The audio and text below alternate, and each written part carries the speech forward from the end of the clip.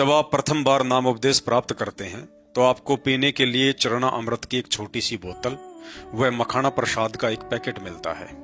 परंतु साध संगत से जुड़े हुए भाई बहनों को छोड़कर आज भी संत रामपाल जी भगवान की 90% संगत को इस बात की सही जानकारी नहीं है कि चरणा अमृत व प्रसाद कब और कैसे ग्रहण करना होता है। तो चलिए शंका समाधान के इस एपिसोड नंबर 4 में जानते हैं कि गुरु चरणा अमृत को ग्रहण करने की उत्तम विधि क्या है।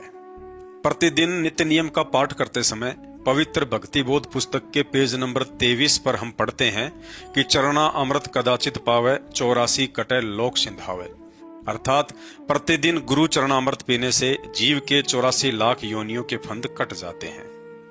नाम उपदेश के साथ ही गुरुदेव भगवान का चरणा अमृत तथा आदरणीय गरीबदास जी महाराज जी के द्वारा लिखवाए गए सूक्ष्म वेद अमर ग्रंथ के पाठ की शब्द शक्ति युक्त मखाना प्रसाद हमें प्रतिदिन प्रसाद रूप में ग्रहण करने के लिए दिया जाता है।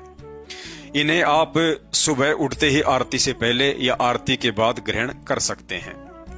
उपदेश के बाद आश्रम से चरणा अमृत से भरी हुई जो प्लास्टिक की एक छोटी सी बोतल मिलती है, उस बोतल में से मात्र कुछ बूंद या एक ढक्कन चरणा अमृत किसी अन्य साफ सुथरी 1 या 2 लीटर की बड़ी बोतल में डालकर ऊपर से सादा पानी डालकर भर लें तथा आश्रम से मिली हुई छोटी वाली बोतल को दरबार साहिब या अलमारी में ढक्कन लगाकर सुरक्षित रख दें। अब रोजाना उठते ही सर्वप्रथम गुरुदेव भगवान को अष्टांग दंडवत प्रणाम करें। उसके बाद एक छोटा कप या गिलास लेकर चरणा अमृत की बड़ी वाली बोतल में से उसे आधा भर लें। अब उस कप या गिलास को दोनों हाथों से पकड़कर जमीन पर घुटनों के बल बैठ जाएं तथा गुरुदेव भगवान से यह प्रार्थना करते हुए कि हे परमपिता परमेश्वर, आपके चरणों का अमृतपान इस दास को यूं ही मिलता रहे। दास के अंतःकरण में विनम्रता व आधीनता प्रवेश करने की दया करें। इस तरह प्रार्थना करते हुए तथा अपने गुरुदेव भगवान को ही इष्ट रूप में मानकर चरणा अमृत के कप को होठों से लगाकर एक बार में ही पूरा ग्रहण कर लें। उसके बाद आपको प्रथम मंत्र या सतनाम जो भी मंत्र प्राप्त है उस मंत्र का इच्छा अनुसार घुटनों के बल बैठे बैठे ही 1 या 2 जाप करें। जाप करने के बाद खुली आंखों से सामने रखे हुए गुरुदेव भगवान के स्वरूप के दर्शन करते हुए अष्टांग दंडवत प्रणाम करें।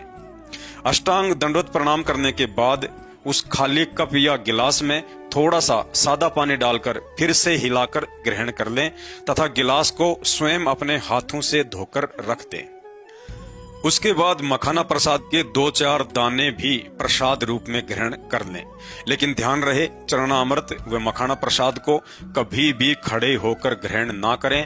ऐसा करने से प्रसाद का अनादर होता है। भाई और बहनों, मखाना प्रसाद को आप जी दिन में तीनों समय की आरती के बाद में थोड़ा थोड़ा अवश्य लें, जबकि चरणा अमृत को केवल सुबह के समय ही लेना है।